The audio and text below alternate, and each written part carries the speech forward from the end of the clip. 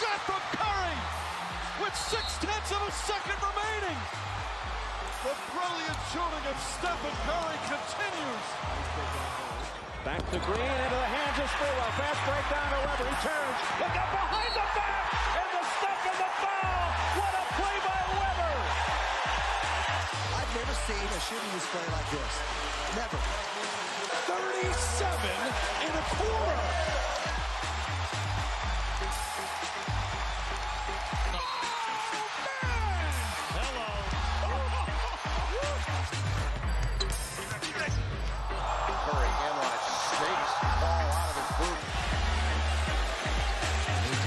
Swing and misses. Curry splits the defense behind the back. Fires a three. Oh, he puts it in. What a spectacular move. That could be the greatest move I've ever seen. Here's Curry for the record. It's good. There it is. Stephen Curry, the all-time three-point king in the NBA. Fuck it. We'll do it live. You are in. Where's Huddle with me, Bram? No Marcus today, but with me, per usual, my master of all things video and sound, Maxime. How's it going?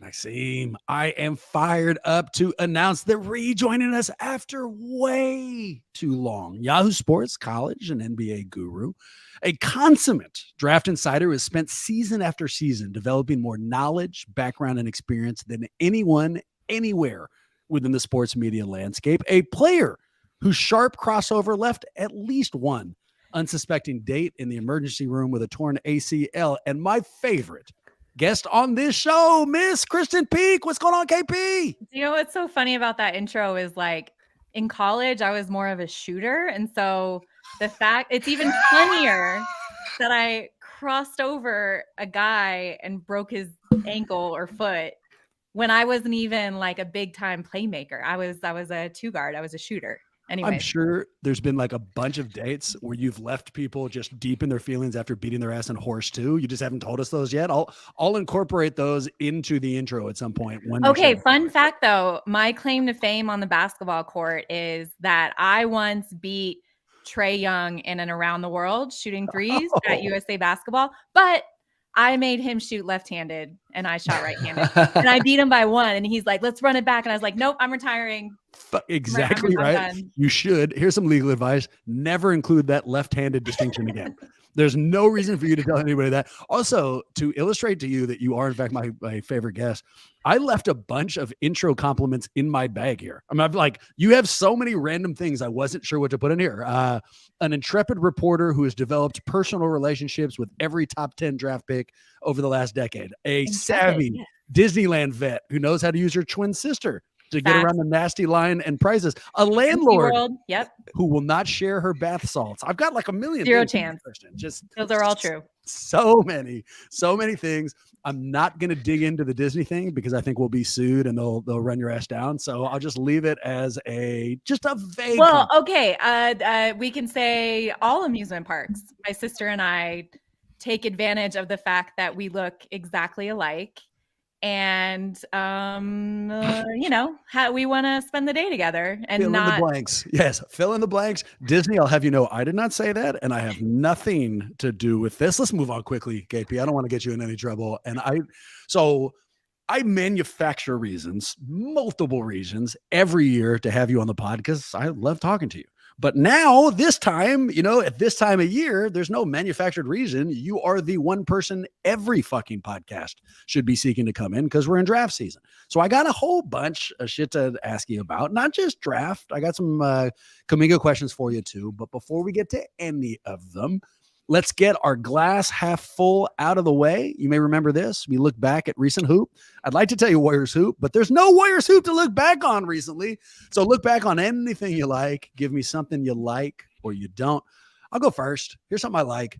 Watching both the draft and NBA playoffs without like the personal pressure that I normally feel when the Warriors are involved. Like watching the draft be revealed as it went up. The draft lottery. Draft lottery. Yeah, fair enough. I was testing you and you've passed my test. It used to make me like so tense, especially if your team got into that top three and you got on the other side of the commercial break and you had to wait to see where the hell you were. So watching that without my, asshole puckered up, or playoffs without me being furious all the time. It's actually been kind of nice. So I like the lack of pressure right now. What do you guys got? I'll go. Okay. I didn't know, and I came across this video last night when the Nuggets defeated. They swept LeBron James and the Lakers. I didn't know, and like I grew up in Colorado. I'm not a lifelong Denver Nuggets fan, but my brother is, my dad is, and I know that they're very excited for the finals. But I didn't know I needed this video in my life until it came across my timeline, first on Twitter and then again on Instagram. But it was Nikola Jokic's brothers, his two brothers who are just as big as him. Head coach Mike Malone came to give him just like a group hug, and they scooped him up like he was a child and just started like playing with him and jumping up and down with Mike Malone in their both their arms. And I was just like, I didn't know this was the video that I needed in 2023 until just this very moment. So that was definitely my half glass full. I kind of got annoyed during the trophy ceremony when, you've got Jamal Murray and his performance during the playoffs. You got Nikola Jokic and his performance. And you have the three rookies from the Nuggets like crowding the stage, like and mind you, I mean, it's probably exciting for them, but it's like, can y'all kind of like move in the back a little bit? Aaron Gordon is in the back, like we can't even see Michael Porter. Like, why are you three like front and center? Like, someone needs to. This is incredible. You've just earned a new intro line. Someone who may be as petty as I am. So nicely played, KP. I absolutely love that. Here, I'll jump on the petty train. Something I loved, watching pompous ass Laker fan have to suck on a series fucking sweep. I don't know if I've ever seen sunglasses worn inside more casually than at those goddamn Laker games. And the thing, it's such a pompous move. It bothers me so many ways. And watching them have to flip from like their fake night shit when Steph was losing to now watching their team go down with no fight at all. Huge fan, just huge fan. It was a fun series. I like, people are like, oh, Nuggets in the finals. Oh, how fun is this? When you sit and watch them play, they are a very, very fun, entertaining team to watch. That was basically an impersonation of Maxime. I thought that was basically Maxime speaking. Maxime, what do you like or don't? Yeah, it was an impeccable impersonation. I got to say, first of all, I don't know that it was a very fun series. The reason that I picked the Warriors to come out of the Warriors-Lakers series was in huge part because I thought LeBron was going to gas out by the end of the series. It just took him an extra 4 games, but that dude was not, he's old, right? Like, I think he was pontificating on whether or not this was going to be his last season in his post-game presser. And, right, he's drumming up a bunch of drama there. He's going to be back at least until Bronny's in the league, so we think. But you gotta give him some understanding there, right? Because he looked exhausted. We got 2 more years of LeBron. And I saw on Twitter that people were saying, okay, take a grace year, take a sabbatical, take a year off, go watch play baseball. Go watch Bronny play at USC down the road. And then you two pack a deal, you go wherever he's drafted, and we have the farewell tour that everybody knows is going to happen. I saw Butt Crack Sports or some outfit like that report that the year he's going to take off is going to go back to USC and play with Bronny for a year. And I know that's impossible, but I just like the idea of it for sure. And I'll admit something to you guys, if you promise not to tell anybody else. I didn't like watching LeBron look old. I've spent he's a villain of mine. He has beaten my team so many times. I was rooting against him as hard as I possibly could. And then during that second half, when he looked gassed, I didn't like it, and like in movies, right? Pick a villain from anything. There's never a scene when they're still in power, but they're not that good. They die. They're gone. They're out of the movie the second that they're not like at the peak of their powers. And watching them still be around, but not being successful, I don't like. There was never a scene where Darth Vader was kind of slow with a lightsaber. You know what I mean? Like he was just done. He was out. And so watching him on the other side of this, it hit me in a way I didn't anticipate. I've got a real good friend in my life who we text occasionally during basketball games. And the second that they lost, he texted me, fuck LeBron and all this stuff. And my response was like, I feel bad about it. Like, I don't know. But like I said, don't tell anybody. That's just between us. I'll give you both something else I didn't like. Maxime, have we got that video of the Spurs landing the number 1 pick? So Spurs have the right for Victor Wembanyama. And before we hit play, Krysten, what I didn't like about this, I thought that the Spurs executive was a little out of pocket. This fool celebrated way too much after he was awarded the 1 pick. But let's play it, and then I want your opinion on it. The 4th pick in the NBA draft goes to the Houston Rockets. Do you hear the gasps? The 3rd pick belongs to the Portland Trailblazers. Everybody's hella professional. Nobody's The frowning. 2nd Nobody's pick doing will be anything. made by the Charlotte Hornets. And that means that the number 1 pick in the 2023 NBA draft goes to the San Antonio Spurs. Okay.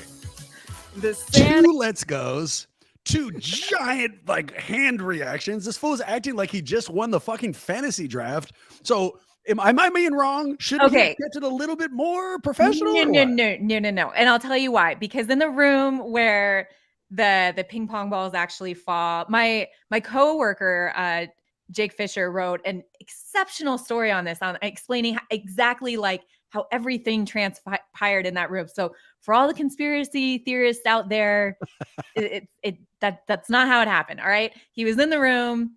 He detailed everything. But to his point, that is the professional setting. Like when Brian Wright, the GM for the Spurs, he was in there as the representative. When he found out that they were actually going to land the number 1 pick, it was very just by the book. And like Brian later said, he's like, you have no idea how hard it was just to I was screaming inside, but I was just nodding okay, thank you, basketball gods. We are now in the running for, a title contention down the road. Right. So in the draft lottery room, this is a show. And I have no problem. I welcome that, because I'd rather have that than the the stone cold looks from Colin Sexton representing the Utah Jazz when they'll probably be targeting a primary ball handler, his position in the lottery. That to me, I'm all for the celebrating. And I mean, the Spurs are now going to be relevant again with a great head coach. Their franchise is probably going to maybe double in what it's worth in a few years with Victor Wembanyama. It happened with LeBron James 20 years ago with the Cleveland Cavaliers.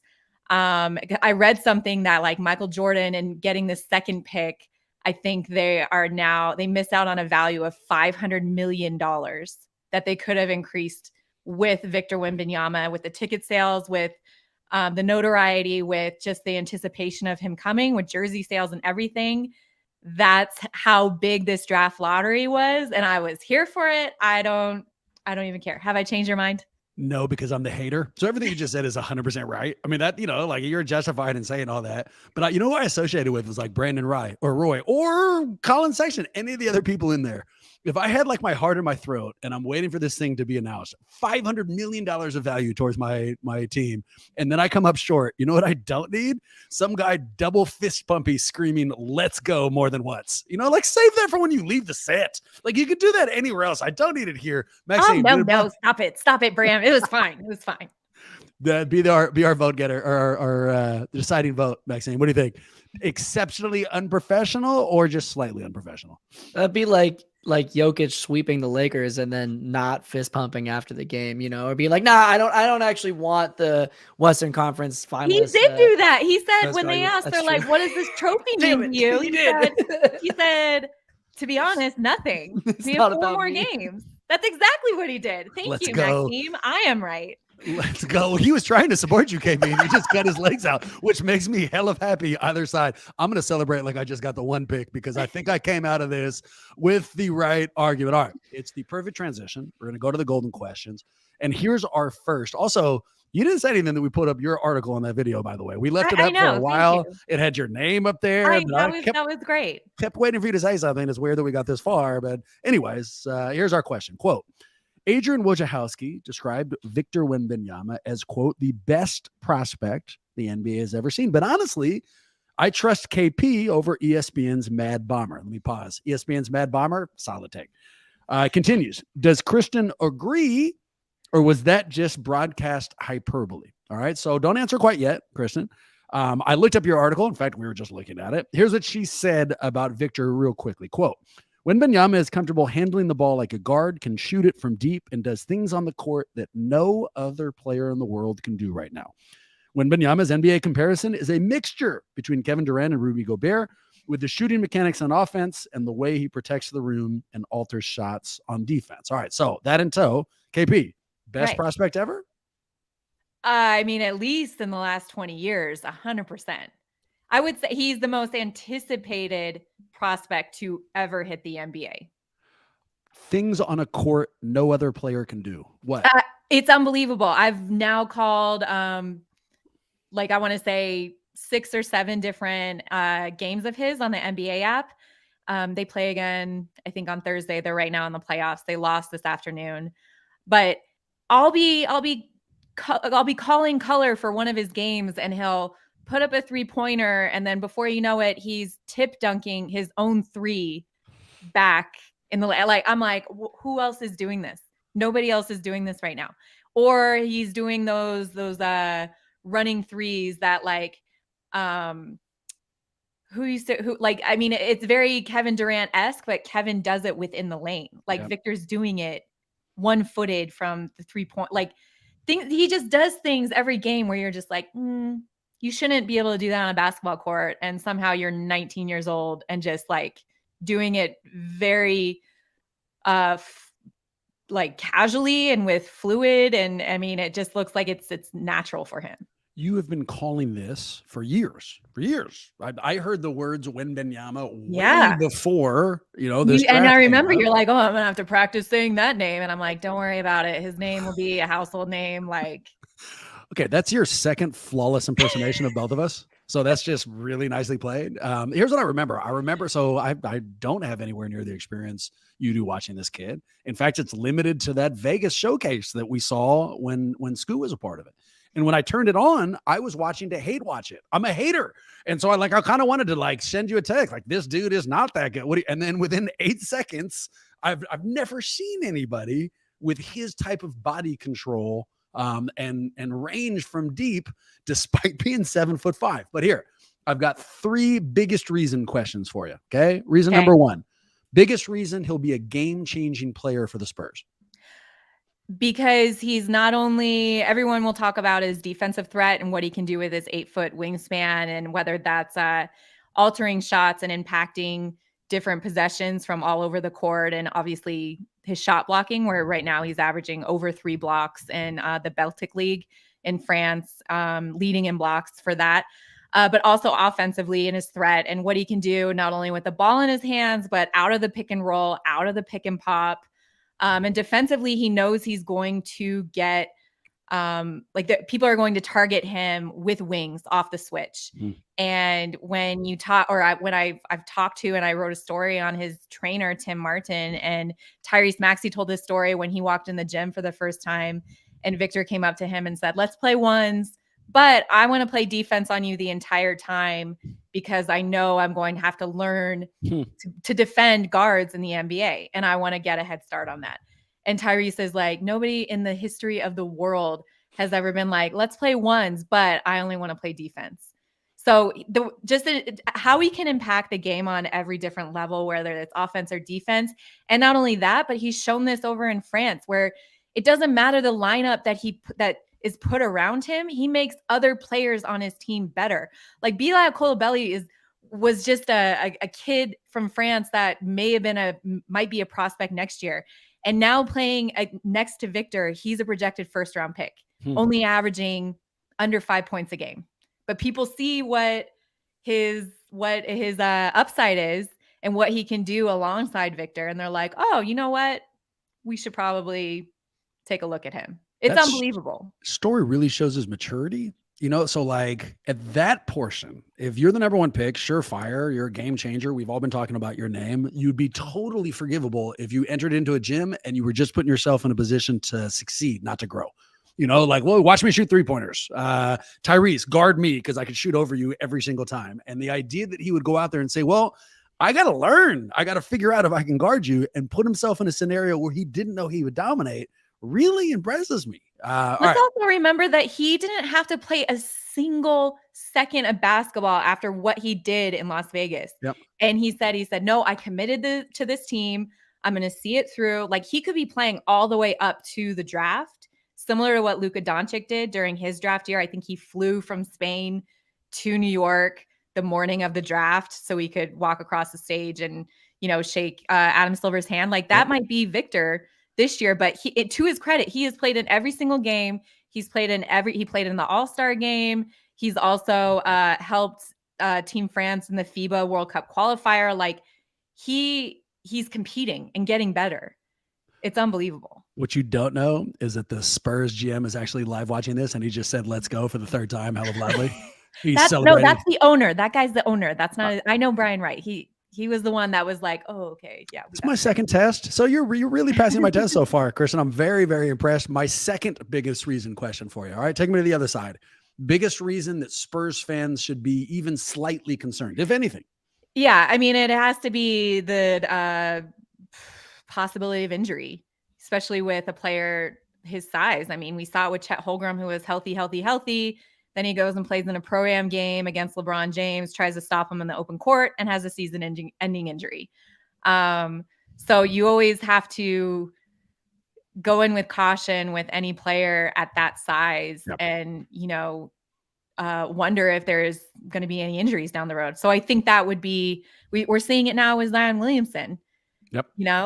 And it was it's not similar in the sense of the hype. I mean, the hype was there because ESPN and, shoved Duke games down our throat and said Zion Williamson 67 times a game. I counted one game. I will send you the tweet thread. It was, I was like, I'm going to count how many times they say Zion Williamson, like, who was Jay Billis and whoever he calls the game with. Anyways, but in the sense where it's like everybody's focused on this player, Victor, and here we got Scoot Henderson coming up. Here we got the Thompson twins coming up. So I think there's going to be some room for a lot of the guards in the class to surprise a lot of NBA fans because everyone is just focused Victor.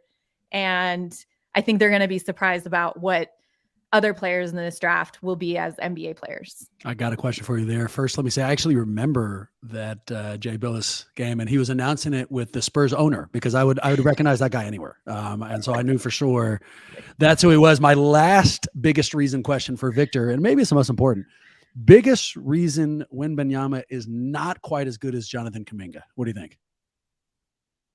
What? You bastard. All right, here. Transition. I do have a Kuminga Quarry question, and I know he's not in the same class. But here it is. And this one was written in, quote, "One of the millions of things that bother me about the Warriors postseason is that JK got almost zero run, which makes me feel like he may lose his commitment to the team. KP has known him from the jump. How does she feel this playoff run will impact Kuminga's future in Golden State?" So I'm worried about this, Krysten. What do you think? Not. No. Come on, let's pump the brakes. Remember, we need to take a step back and remember, Kuminga is still very young. Remember, he reclassed, and so he's one of the youngest players, I think, in that draft class, and he still has a lot of room to grow. And Bram, I remember I texted you this. I don't know if I've shared this on the pod or not, but at Nike Hoop Summit, he was there with Moses Moody. They were playing the next day. And I went up to him and I said, I was like, what do you do in the off season? And he goes, "What are you talking about?" And I said, "Well, do you have any trips planned? Are you going anywhere?" And he goes, "No, I stay in the gym. He's like, I'm staying in the Bay Area. I'm staying in San Francisco. What have I done? I'm not going on vacation. I haven't proven anything yet." He said, I'm going to work and get better. And I'm like, oh my gosh, I love JK so much. I love this kid so much. That makes two of us. All right. He was looking at me like, why are you even asking me this? Why would I go Weaponize anywhere? this knowledge. Make it specific to this postseason. All right, because we all watched him. Yeah. His body posture changed. He didn't get any time at all. I mean, just none. They didn't give him an opportunity. Yeah. So his skill level's there. His work ethic's there. Tell me about his maturity, his personality. Look, it's always a struggle, right? You gotta all these kids come in, and especially lately because of the social media, because of high school rankings, because of them being told their entire career up to college, or he went the G League Ignite route, like, you're the best, you're the best, you're the best. And it strokes their ego. So then you get on a team where, no, actually, you're not even close to the best. Yep. You have to find your spot. There's going to be a power struggle, and it's going to be tough for a kid who's 19, 20 to accept that. And hopefully he's growing into, trying to find his role and trying to have those tough conversations with management and the coaching staff, and just being proactive and like, look, guys, like, what more do you want from me? Like, what can I do to get more rotational minutes? Like, you guys drafted me for a reason.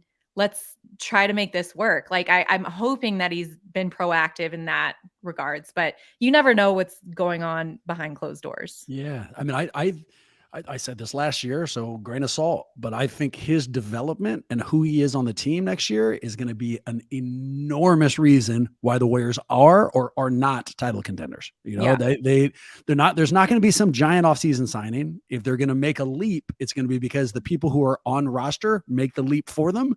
And if you had to handpick anybody who has the tools to do that, I think it's Kuminga, but I just hope he's still, everything you said is making me feel better, but I was just, I don't know, worried about the way they handled him and what that would do to his commitment.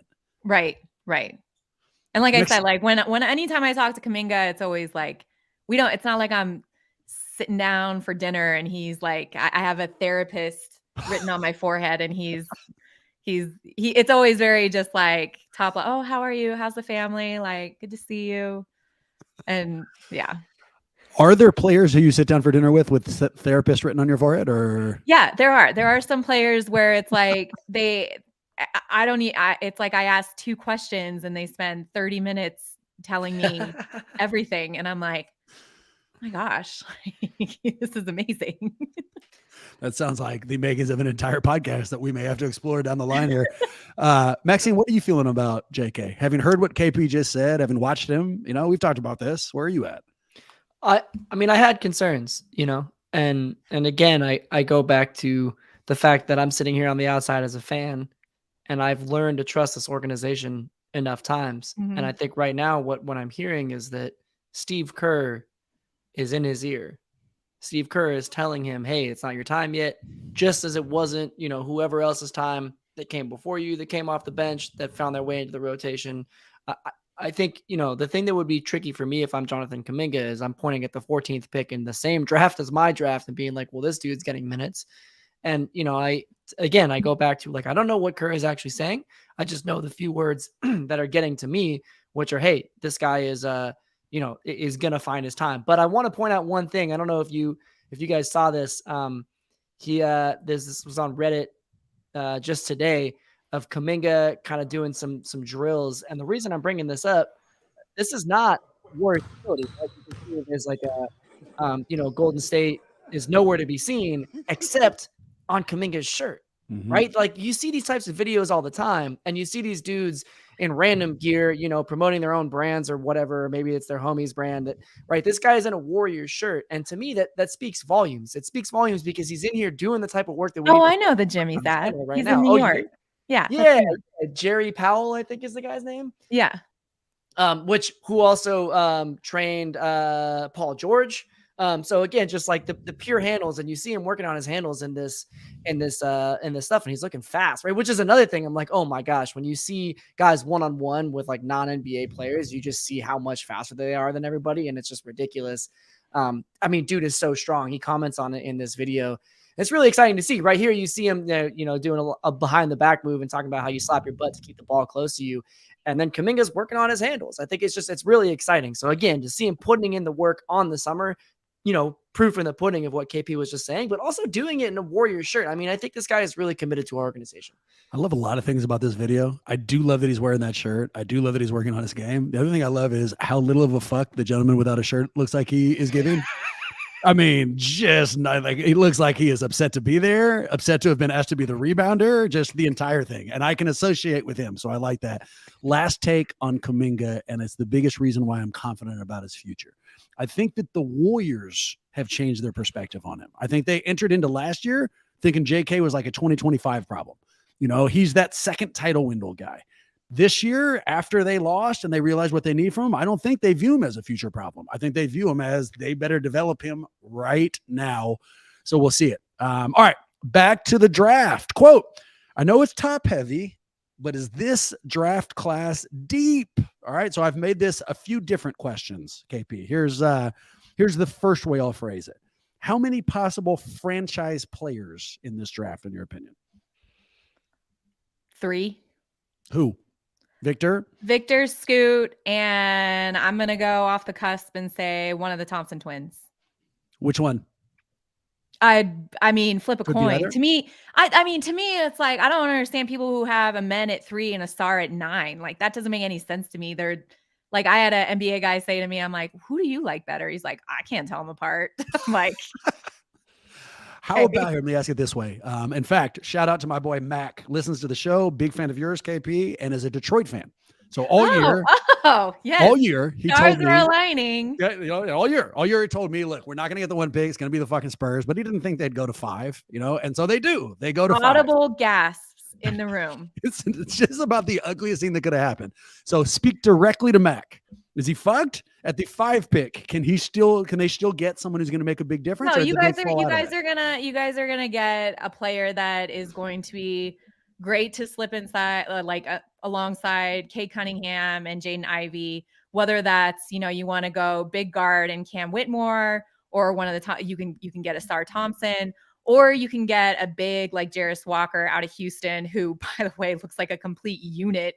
Probably has the best most NBA ready body and has so much defensive versatility, in terms of guarding off the perimeter. And then also he's so big, he can bang in the low in the post. So there are still plenty of options, but Kevin Ollie, who was the director of whatever at Overtime Elite, who coached Amen and Nassar during their pro tour when they went to Europe, when I saw them in Serbia and Spain, and then also for a handful of games during the fall, is rumored to be in the running to get the head coaching job in Detroit. And Kevin told me he thinks both Amen and Nassar have Hall of Fame potential. Huh. So say what you want. I don't know. How many possible All-Stars in this draft? 6. So deep. I mean, this is to answer the first question. Do you view this draft as a deep draft? Yes. I do. This is less tongue-in-cheek than it sounds. And here, let me make it less tongue-in-cheek. One of the things Warrior fans everywhere are considering is trading youth, right? We trade our future assets to get current players. And really who we're talking about when we say that is Jordan Poole, Jonathan Kuminga, and then to a lesser extent, PBJ. Let's assume they were all rookies right now. Would any of those 3 players go in the top 10 of this draft? Kuminga. Where would he go? 8. And it's different. It's different this year, and I'll tell you why. Because there's a lot of need for primary ball handlers, and this year there just happens to be a lot of very skilled guards. And then you sprinkle in Taylor Hendricks from UCF, who is a 6'9" 3-and-D guy who can shoot really well. You got Brandon Miller, who shot over 40% before the NCAA tournament on 7 attempts per game. He'll be in the top 3, top 4. And then of course, Jarris Walker. But it's so funny. Every time the graphic for our mock draft comes up, everyone's like, oh my gosh, everyone's a guard. And it's like, yeah, but they're all 6'7", 6'8", and versatile and playmakers. This is a draft class of best available prospect. That's why when you see the Charlotte Hornets at 2 and you're like, oh my gosh, can Scoot Henderson and LaMelo Ball coexist in the backcourt together? Well, when you have a guy that has already spent 2 years in the G League, dominating the G League, And he's been projected as a mixture of Russell Westbrook and a healthy Derrick Rose when he entered the league. You put them in the backcourt together and you figure it out. Yeah. You The know, talent went out. All right, I got to stop playing this cool. So I got a Warriors question here, and I'm going to throw it your way. But this whole time, so at the risk of being transparent, before the mics went hot, Krysten insinuated that her mom was fired up that she was coming on this show. She didn't say it directly. She insinuated, and then she stopped and said, "You know what? I'll save her for the pot." And for the last 34 minutes and 55 seconds, I've been sitting back playing it cool, like, "Oh, you should drop it in here. I can't wait." Well, fuck, Krysten. I know. Well, let me what's going on? So my mom, she said to me, she goes, "Oh, I'm so excited you're going on that Warriors podcast. It's the only time I ever get an update on your dating life." And all of my friends always ask, and I just say, "Well, we don't really talk about it, but I listen to this podcast where she tells stories, and I never heard about the face painting guy." Or the dog advice guy, or the other like sequence of terrible guys who somehow made their way into your Utah dating. So yeah, my mom listens. She's now a fan of the show, but she's always like, "Oh, what's the latest in your dating life?" Oh, shout out Mrs. Peak. We really appreciate you. Sorry for that F-bomb I dropped earlier. I feel a little embarrassed now. It's like her would you least like to favorite inform your word. mom? You got anything for us? I honestly no, because it's draft season, so I don't even have time for it. But I mean, and I think, well, I will say this one thing. There was this guy that like my family at my Aunt Jay's 95th birthday party in the middle of nowhere, Pennsylvania, Coltmont, Pennsylvania. It's literally like an old coal mining town. And we're like sitting around with my uncles. My dad's one of 6 kids, and my uncles are like, "Oh, why aren't you settling down?" Oh. And I mentioned a guy that I liked from my past who I'm still like friends with. And so they're like, "Oh no, you should tell him. You should tell him." So then like that opportunity presented itself, and I chickened out and still hasn't said anything. So I respect that. That's exactly what I would do. I can see getting all excited for it, like seeing the time kind of slow down, like this is when I should say something, and then nothing. He's friends with a guy that I have already dated, and so it's that bro code thing that like I'm worried is still in effect. Yeah, So. I mean, you could talk to the guy. Fuck that person. I say you go for what makes you happy, Krysten. In fact, as a guy, I'm now releasing you from the guy code. Anything you need to do, you contact that person. You let them know. Okay, wait. I'll know if he listens to the pod because I'm sure I'll get a text like, "So I listened to the Warriors podcast, ... And I'll be like, "Yeah, so what's up?" You should play cool. Which one? I'm on a lot. Like let's see where he goes from there. Krysten, you might not know this. As guys, we only get one of those releases from the guy code a year, so that's a really generous thing from Bram. Literally though, and like this, I mean, I'm not. Yes, thank you, Bram. Yeah, all right. I'm now back to like, no, this is serious. Like me and this dude had a conversation maybe 10 years ago. This wasn't like I dated his friend a year ago. It's like 10 plus years. So, I mean, here, let's make it a little bit more serious. You don't need my fucking permission to date anybody, and you certainly don't need me to release you from any guy code. I can tell you, just as someone who has opinion on too many things, fuck that other person, especially if it's been 10 years. It is up to you to pursue this relationship, and if the other person has funk with it, that's on them. Okay, well, now let me just totally just like throw like okay.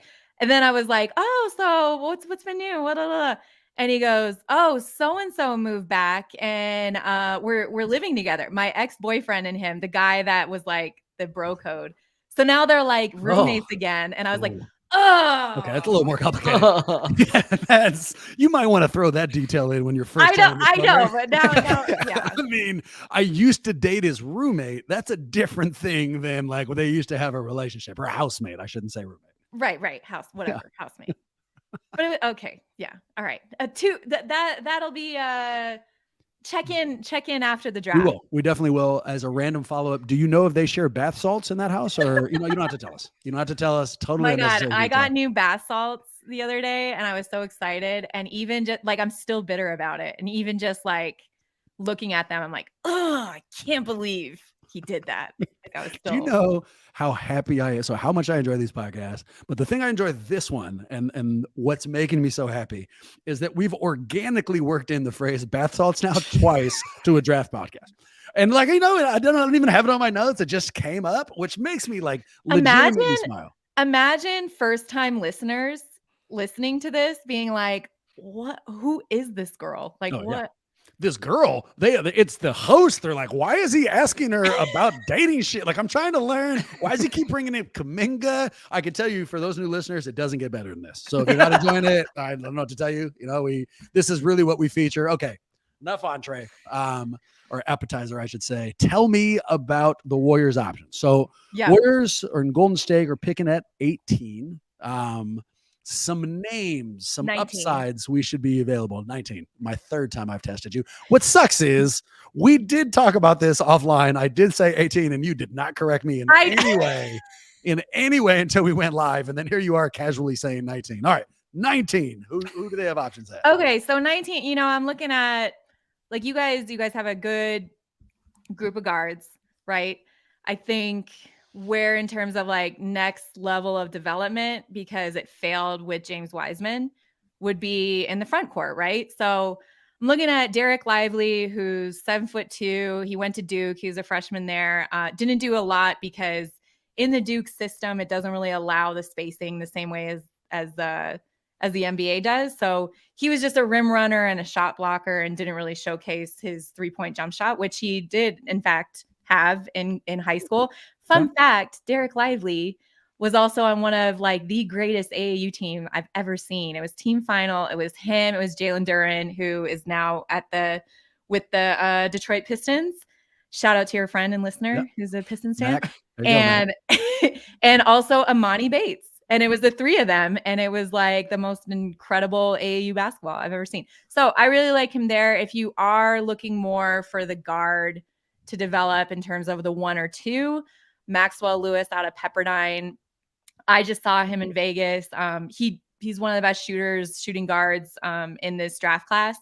And he didn't do well at Pepperdine. They only won 9 games, which, NBA teams kind of, put a halt to, because it's like, okay, if you can't win and be productive, then what are you going to do at the NBA level? But he seems to be very serious throughout this process. He's added 12 pounds of muscle on his frame, because I think it was like 195 in the season. Now he's 210. He looks great.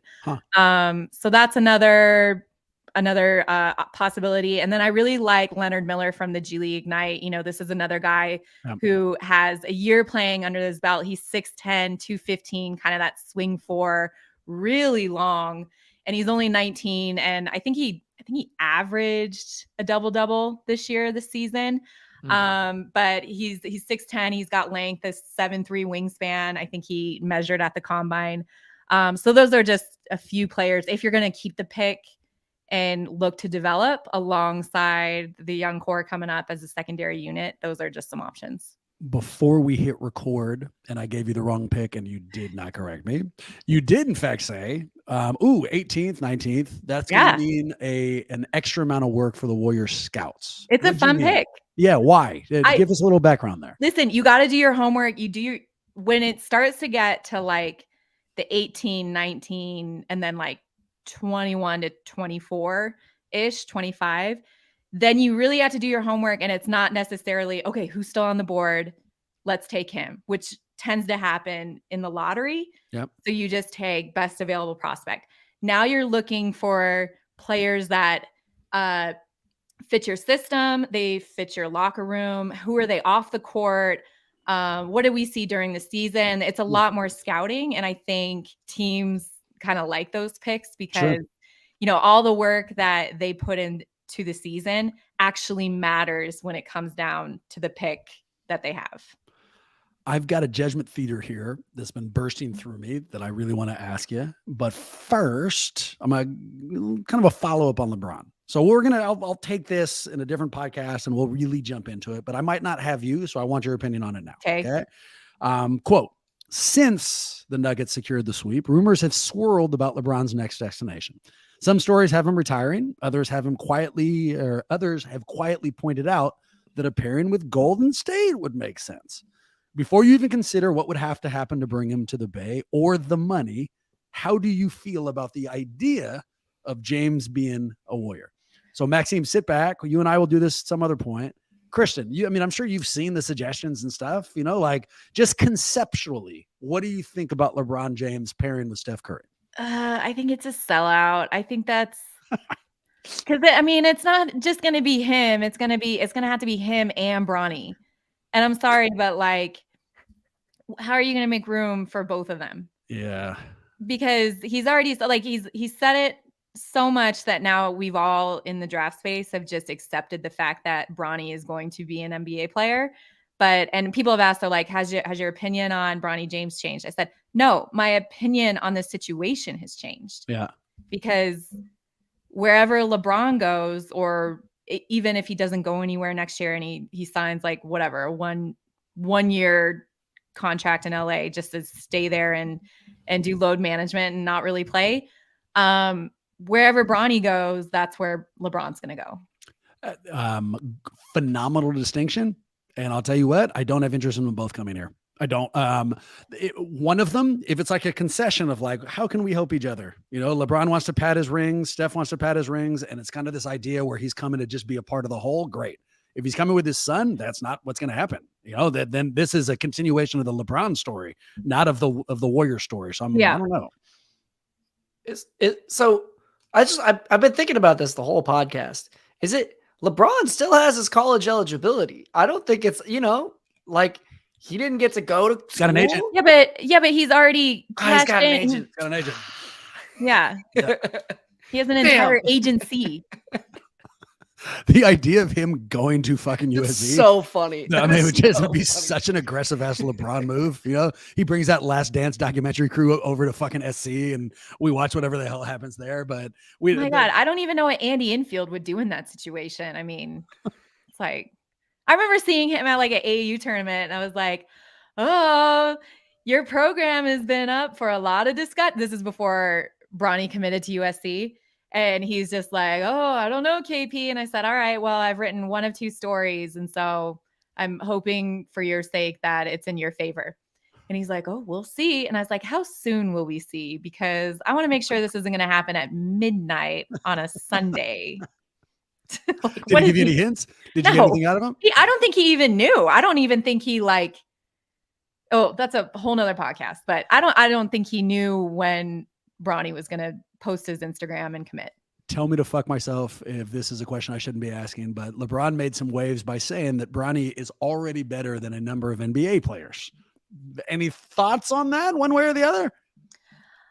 That sounds like a very proud dad moment, and good for him for gassing up his son and, not putting a bigger target on his back for when he eventually does hit the league and in saying those things. But I don't have a problem with Bronny. I actually really think he's a great player and he's a great kid. And every interaction I've ever had with him has been positive. And you would not think that of all of the scrutiny and all of the attention that he's had his entire career, he handles it way better than anybody would ever expect. Maxime, do you see how well KP answered that question? I bet you if you rearrange the letters in her response, it actually spells "go fuck yourself, Bram." So that was just really nicely done. I'm very proud of you. I put in a little dig. You did. No, you did. And no, you handled it great. It's like a compliment sandwich kind of deal, which is, no, it was nicely handled. All right. Our Judgment Theater quote: I'm a longtime Warriors fan who lives out of state. Since 2015, I've watched the playoffs with my wife and dog, and we've helped bring in 6 finals appearances and 4 titles. This year, a friend from the Bay moved out by us, and we watched 3 games together. Game 6 against the Kings, 19-point loss. Games 3 versus the Lakers, 30-point loss. And a Game 6 against LA, 21-point loss. I now blame him for all 3 losses and hate his facial hair. Let me pause. I love that. I love that they hate the facial hair. Off it goes. If this was you, would you ever watch another playoff game with this person? And if not, how would you break the news? So don't answer. Guess. Okay. Guess for me. I have a friend. They come in. We watch games together. We've lose 3 in a row in heartbreaking fashion. Will I ever watch another game with that person? And if not, what do I tell them? 0 chance you will ever. I know you well enough to when you got mad at your friend for a regular season game in December who couldn't get the game on his YouTube TV. That was unacceptable. You're totally right. Like there's zero chance you would, and this is what you would say. It would be one of those like, it's not you, it's me type of scenario, like breakup watching the game. Or you know what you do? You just like blame your wife and be like, look, I can't, I got to stay home. I got the kids. I can't watch the game with you. Maybe we can try this again next season. Maxime, what's your guess? Blaming the wife is wow. Yeah, that's I think that's just correct. The person who's not married and like clearly hates love and relationships. So don't listen to me ever. You have a love cube right behind you. What do you? I don't know. I know, but that's for Gary. That's for my dog. Yeah, and it's smaller than the Toon Squad cube. So I mean, I don't. If we're calling out shit behind her, what's your response, Maxime? Same thing, yeah. But I think it's not even. Let's see if we can pick this up next season. I think you're like, yeah, maybe the next game, and you're just like you're down to tap dance for every single game, and you'll figure out a new excuse, but you'll never watch another game with them. I feel incredibly seen. So first, let me say, JT, if you're listening, I still don't forgive you for your YouTube bullshit, and I wanted to watch that game in December, and it's unacceptable that your fucking cable thing did not work. Now, to this scenario, would I ever watch a game again after 3 gut fucking punch losses in the playoffs? Hell no. I don't think I'd be that person's friend anymore. I think we just wouldn't see each other in any context at all. Wow, you would freeze them out? I might, and I'm psychotic enough where we might not even have the discussion, KP. They might just like stop getting you invites. would ghost them? I mean, there might be some passive aggressive shit. You know what I mean? Like me subtly laughing while I'm blaming him for a loss at some point and then like slowly pulling out of the life. But would I ever watch another game? 1,000,000,000% no. And I've had this scenario play out. I had a friend, we're going to go ahead and bleep this name, my boy Jason Helen. I grew up watching games with him. We didn't for a while. We got back together during the dynastic run. We lost 1. That's it. I'll never watch another game with him before. And until I talked about it on this podcast, I've never explained it to him. So we now know, like, yes, I have real world experience. Let's go to Maxime. I bet you Maxime would watch with him. I think you'd be frustrated, and I think you would make jokes about it as it went on. By the 3rd one, you'd be saying, like, I'm not sure we can do this anymore, but I don't think you'd cut him out. I think you would continue to watch. What do you think, Krysten? Yeah, he's a lot nicer than you, for sure. I don't know if we had to put it that way. There's a lot of ways you could have phrased it. What's the response? Here's the thing. I had different friends over for different games, and it sucked, right? Like it wasn't even like, I don't necessarily like blame those people. But it was just so unpleasant to lose amongst friends that like, I kind of just don't want to watch games with anybody anymore. Is that a reasonable response? I think I'm just done. I'm just going to watch alone. I don't watch games with people unless it's my brother. He doesn't really count. And Gary. The amount of support you're showing Maxime right now is really upsetting me. I mean, like he basically gave the same reason, and you're like, oh, that's just because you're a really nice guy, Maxime, and nicely played by you. He was like, I just don't want to watch with anybody. That's fair. Do you know what? This triggered a memory of mine that happened last week in Chicago. Can I share it with you guys real quick? So it was the day after the draft lottery. I just wanted to like go and get a burger and just chill. And I always sit at the bar because usually nobody bothers me. And I had my AirPods in, so people definitely don't know to bother me. Am I listening to anything? No, absolutely not. Just don't bother me. And then I can't remember who was playing, but a game was on. And this guy sitting like 3 seats down goes, "Hey, can I buy you a shot?" And I was like, that's aggressive for a Wednesday night. I was like, no, I'm good. And he's like, what are you doing in Chicago? I was like, oh, I'm a sports writer. I was here for the combine. As soon as I say I do anything in basketball, this happens every time. Every single man I've ever in that scenario that I've ever come in contact with, whether it's an Uber driver, whether it's on an airplane, whether it's like at a bar and I'm trying to eat, they then think they have to mansplain the game of basketball to me.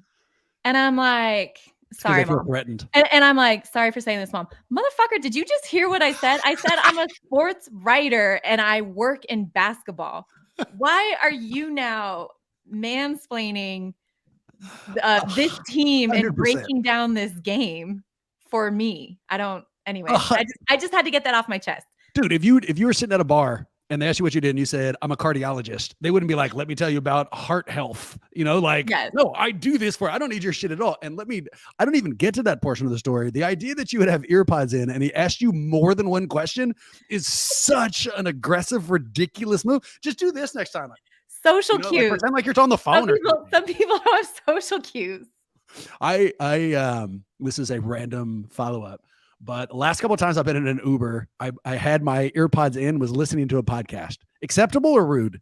Like I spent the whole time worried. It's acceptable. It's not an asshole move. Like I thought my rating would get knocked down, which I'm always hella worried about. No, the only time it's rude. Let me tell you, the only time it would ever be rude is I got in an Uber once, and it was so sweet. And this guy he turned to me and he said in broken English, he said, "Hello, I'm from Japan. I'm working on my English. Can I practice?" And I'm like, "Yeah." And so we would ask like, "What is your favorite color?" And like just very basic kindergarten stuff, but it was so sweet. And so that is when you would be an asshole, Bram. You can't do that to a guy that you just described my nightmare. That sounds like a fucking nightmare to me. So what I like is they probably got like 4 or 5 questions in. And he was like, "What do you do for a living?" You said, "I cover the NBA." And then he gave you a broken English breakdown of fucking the NBA and how basketball should be followed here in America. Then that's when I put my AirPods in. Immediately in, which brings us back to the Judgment Theater. My guess on you'd continue to watch. You wouldn't give a fuck if you if you watch it and they lost a couple of times. You would make fun of the person aggressively as it was happening, but it wouldn't bother you in the same. Like you would be totally okay. You wouldn't have the unhealthy relationship with the loss that I do. And you'd be totally fine. They'd be invited over next time. Like, hey, let's watch them lose by 50 again. Who gives a shit? Totally fine. Yep. I watch a lot of basketball, Bram. Like I'm not as emotionally invested. Okay. I mean, I'm glad. I was really worried about how that was going to end, and emotionally invested. That's fine. It wasn't. I was crazy this time. I'll 100% take it. Krysten, missed you. You guys. Really appreciate you coming on. I don't know how much draft stuff we covered, but I was hell of. What are you talking about? We got 3. I know why Victor Wembanyama's future is bright as hell. Oh wait, can I just say one thing that like I'm sorry to cut you off. I'm so excited about the budding rivalry that is going to take place between the San Antonio Spurs and the Oklahoma City Thunder. And I'm here for it. The fact that Chet Holmgren is going to enter next year and is going to be up for all the same rookie awards that Victor is after he stole the gold medal in the U19 FIBA World Cup. Check it out, you guys. Victor schooled him on everything, finished with 22 points and 8 blocks. It was ridiculous. And the only reason he didn't get the MVP and they lost the game is because he fouled out in the 4th quarter. So I am very excited about this budding rivalry. And I think you guys should be excited too. Still believe in Chet? Yeah. It seemed a little cooler than I thought on that answer, but yeah, the injury, and I mean, you described him as a unicorn multiple times to me. Does that designate? Yeah, it still lands. I think so, and I think a lot will be determined in how he comes back. And I mean, I'm assuming he's been in the gym working out this entire time. I don't know. I'm not president of the Chet Holmgren fan club. You're not. Oh, because that was gonna be my next question is, are you president of the Chet? So there you go. Then we got that answer free and clear. Maxime, what am I forgetting about the draft? Any follow-up questions? Anything else we should get out there? No, I mean, I think I think we got all the answers we needed right now. I don't know when at this point, it's so interesting, right? Like Patrick Baldwin Jr. is now on our team. Right. But when we were talking about it and it was just the 28th pick, there was all these names flying by me. Right. And it's like, I'm not a person that's embedded in this stuff. I'm like, unbelievable. Yeah. Like the amount of movement that will take place between now and June 22nd between teams is incredible, especially in that 15 to 30 range. What you're telling us is we desperately need you back once we know who the hell the Warriors picked up. And then we'll figure out whether or not they won that draft. In between then and now, I am positive everybody listening thinks the same way I do. Need way more Krysten Peak in our life. If I'm right, where do they go? Oh, well, you guys, this is perfect. I can plug my own podcast. I now have a podcast. It's called On the Clock with Krysten Peak, part of the Ball Don't Lie Network on Yahoo Sports. My first podcast dropped last week, immediately following the NBA draft lottery. So if you want to hear winners and losers, what's the tier level of all the prospects in the lottery, you can give that a listen. And then tomorrow I'll have Kevin Dana, who's the play-by-play for all of Victor's games this year, and then Victor Wembanyama's trainer, Tim Martin, on. So that'll be dropping Thursday. And yeah, a lot of fun guests coming up. Look, there is nobody more skilled, more locked in, more informed in this process than Krysten. And so take advantage of that. Get out there and listen. I mean, it's not like I'm going to be like telling Tim Martin about my dating life. It's going to be a little different. It's going to be a lot more. Don't cut that off. You never know what Tim might ask you. That might be coming on, you know. And if you ever want someone to come in and ask you questions about your, I mean, I'm available to it. And if you want me to just regurgitate draft knowledge, I can't imagine my editors like listening to my podcast On the Clock with Krysten Peak and like seeing their face as I like tell the bath salt story or any other dating story that is like they would be mortified. So I'm glad. Way before that. Thank you for this safe space. My pleasure. You'd tell them the name of like, oh, with Bram Hills and be like, who the fuck is this dude? Like, why does he know? And it's like, no. He didn't know how to say Wembanyama for years, but he can say it now. So he's the perfect person. I'm so proud of you. You've really come a long way. I practice a lot of times for us. You want to let us know we did a good job, bad job, any job, get us the questions for the golden questions. Give us a critique, anything you want. You can shoot us an email too. Huddle@warriorshuddle.com. We are also up on social media. We are on Twitter. That one's at Warriors Huddle. We are on Instagram, same designation. And perhaps most importantly, we're on YouTube, where Maxime is doing magical things. I'll leave it kind of amorphous like that so that you go and check it out. Hop on YouTube, look it up, and you'll be impressed. With that in mind, go Warriors. Hopefully, see you real soon.